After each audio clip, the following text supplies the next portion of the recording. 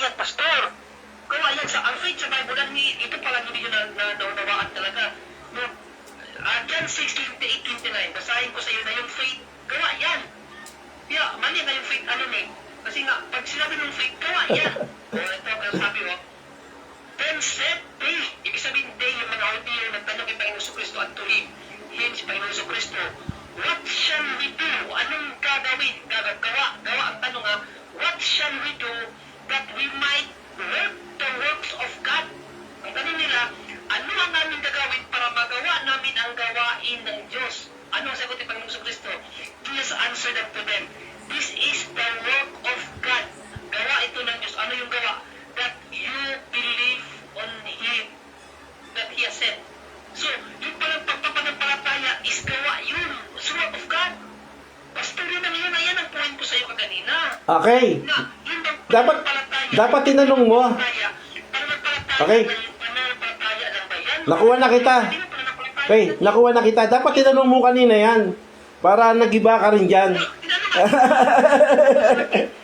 Kasi yung konteksto ko yan, ibabalik ko sa iyan. Ibabalik ko sa iyo pag kahit tinanong mo ko dyan, sinasabi ko sa iyo. Kasi Pastor Eric, ang sagot mo sa akin, ang pananampalataya sa Bible may gawa, kaya hindi nakita yung Oh, hindi mo tanong, ang tanong mo, ang pananampalataya sa Bible may gawa. Hindi mo naman sinabi ang pananampalataya ay gawa. Iba 'yon. Magkaiba 'yon. Pag sinabing ang pananampalataya ay gawa, iba 'yon sa pananampalataya may gawa. Pag sinabi mo ang pananampalataya, sinabi mo ang pananampalataya ay gawa. Hindi ko ba gawa ka para sa pananampalataya? mali. Kasi ang sabi mo, ang pananampalataya gumagawa. Ibig sabihin, ang pananampalataya gumagawa, hindi per se gawa. O yan, tinanong mo sa akin yan eh. Para dyan kita binanatan eh. sa Wally. Di ba?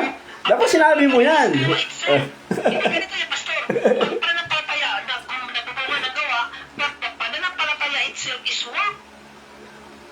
Ano? Gawa na ang pananampalataya is work. Ang pananampalataya hindi gawa. Hindi gawa ang pananampalataya. Kundi, ebidensya. Gawa. Ibig sabihin, gumagawa. Kasi sabi mo sa akin kanina, tanong mo, yung bang pananampalataya ay gumagawa? Sabi ko, yes.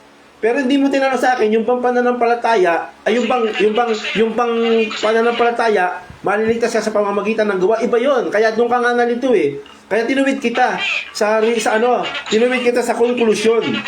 Pastor Eric, tinatanong ko sa iyo kung pananampalataya walang gawa, bakit yan ang tanong ko sa iyo?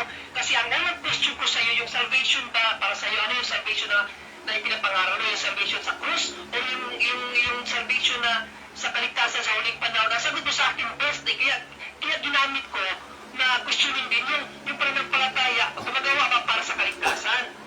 Kaya yan ang line of questioning ko. Pero kung ang focus mo is pananampalataya lang, na walang gawa, or ang pananampalataya is hindi gawa, mali ka. Kaya tinanong kita sa Bible, yung ba pananampalataya, gawa, o hindi? Di maganda yan kung iset mo na patunayan mo na yung pananampalataya gawa. Hindi mo tinanong yan eh. Dapat tinanong mo kanina yan. Ang tanong mo kasi kanina, yung pananampalataya ba gumagawa? Hindi mo sinabi yung pananampalataya ba gawa? Iba yun. Tatanong kita, yung gawa sa yung pananampalataya sa yung gawa o hindi gawa? Hindi gawa ang faith. Unang-una yung faith, hindi mo nakikita. Magagawa dyan, Yung bang gawa nakikita mo? Yung bang faith nakikita mo? O baka pag nagdebate tayo dyan, di mo mapanindigan yan eh.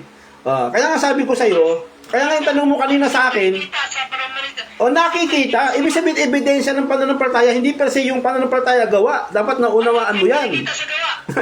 Nakikita sa gawa, Pastor. Naalala mo sa huling debate natin? Di ba, sabi mo sa akin sa huling debate natin, Pastor, sabi mo, madadetermina ang tuta sa gawa, sa pananampalataya. Ano ka ba naman? Ibig sabihin, makikita mo sa gawa ang pananampalataya. Makikita mo sa gawa. Hindi, sabi ko, ebidensya yun. Tama. Ebidensya yun ng bunga yun ng pananampalataya mo. Pero ang, ibig sabihin, ebidensya yun. Pero hindi per se yung gawa, hindi per se yung pananampalataya gawa.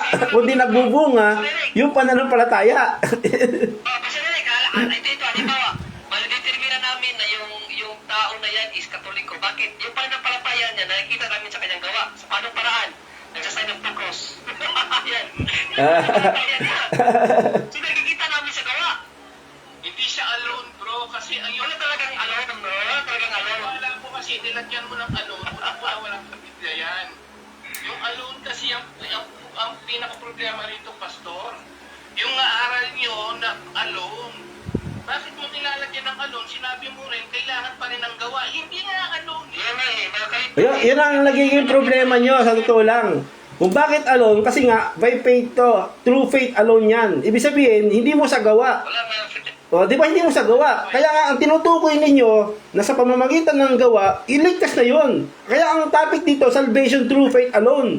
Hindi namin topic dito, yung faith, nagbubunga o nananampalataya. Talagang kailangan mo ng magbunga yung pananampalataya.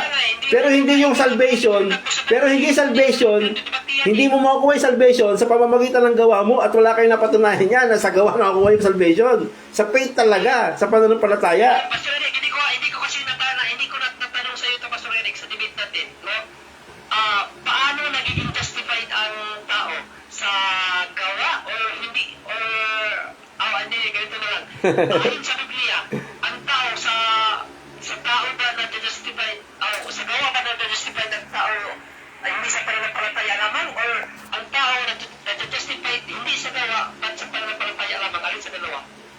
Okay, ang justification, no, kaya tinatawag dyan, tinagot kita kanina, natanong mo na yan eh, sinagot na kita dyan, justification before God, justification before man. So, yun ang sagot ko, yun ang sagot ko sa tanong mo. Sa paanong paraan naging ganap ang pananampalataya? Yan ang tanong ko. Ano na? Paanong paraan naging ganap ang pananampalataya? Yun ang tanong ko. Tanong ko naman, hindi ko natanong sa iyo ito. Sa Bible ba, para sa iyo, yung bang gawa ng tao magkaka-justified? Hindi. Yung faith, anong talaga nakaka-justified? Alin sa dalawa? Faith. Yung gawa ba ng tao nakaka-justified? Hindi ang faith alone? O Yes. yung faith, ano na nakaka-justified? Alin sa dalawa? Oo. Ang justification before God, na-justify siya ng Diyos sa pamamagitan ng pananampalataya. Yung justification before man, yun yung nakikita ng tao. Yun yung resulta ng yung ng pananampalataya o ebidensya ng yung pananampalataya. So yun ang tinutukoy ni Santiago ron. Oh, yun ang tinutukoy ni Santiago ron. Ano ang pinakaiba? Ano ang pinakaiba sa sabi mo justification before God and justification before man? I-explain mo nga. Ha? Ang pagkakaiba kasi nga si Abraham, yung mga mananampalataya na-justify siya sa pamamagitan ng pananampalataya. Di ba? Hindi siya na-justify sa pamamagitan ng gawa.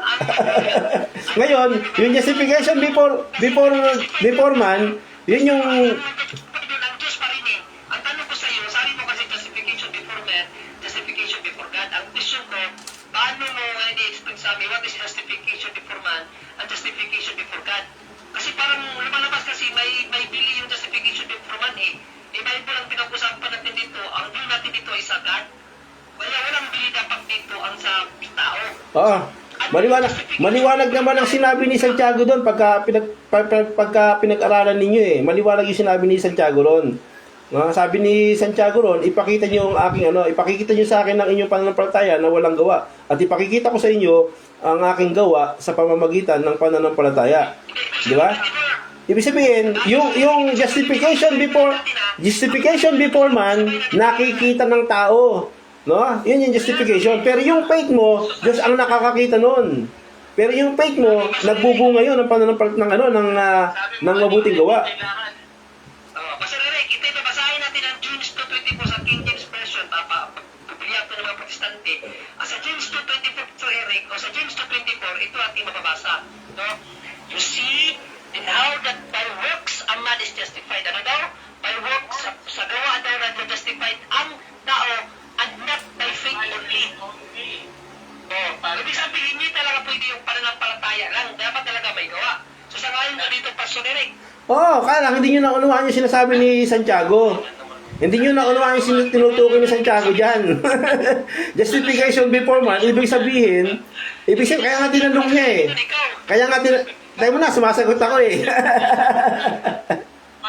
Puro tanong, walang sagot eh. Dapat, sasagutin nyo ako. sige, anong explanation mo doon, Pastor Eric? Yes. Hindi mo kasi tama yun. So anong explanation mo? Tama yung sinabi ni Santiago, kaya lang hindi nyo naunawaan yung ibig sabihin ni Santiago.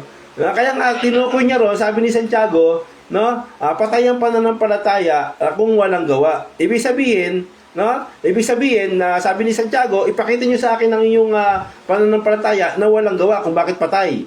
Ngayon, ipakikita ko naman sa iyo ang aking gawa sa pamamagitan ng pananampalataya. Ibig sabihin, tinutukoy ni Santiago rito, no? Ito po yung evidence ng pananampalataya mo. No? Hindi tinutukoy dito yung kaligtasan na tatamuhin mo sa pamamagitan ng gawa, kundi yung ebidensya ng iyong pananampalataya. Ipakita mo. Yun yung justification before man. Pero yung justification before God, yun yung pananampalataya ni Abraham na sinasabi dyan, inaring katwiran sa kanya yung kanyang pananampalataya. At sinabi sa 4:3, 2 ng Roma, na kung si Abraham ay inaring gawa, ganap sa pamamagitan ng gawa, may utang si Abraham. So hindi sa gawa si Abraham inaring ganap. Kaya ang tawag dyan, paradox no? Na para bagang contradiction yung sinasabi ng Biblia ni Pablo, pero hindi. Pero ibig sabihin, may tinutukoy doon na hindi sa contradiction, kundi parang contradiction, pero ang dulo nun, yung talagang inaaral doon, yung dinadala ka sa katotohanan. Yan ang ibig sabihin yan. Sige. Wala. Pero pa ba?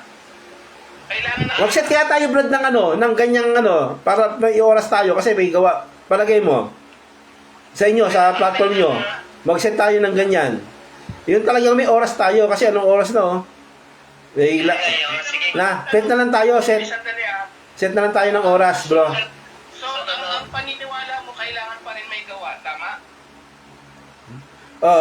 Uniulit mo lang yung tanong, sinagot kita, yung faith, may resulta yun ng ang resulta ng faith, yung mabubuting gawa. Pero yung faith mismo ng kaligtasan, hindi na kailangan ng gawa yung kaligtasan. Iba kasi yun Umulit na naman tayo sa una.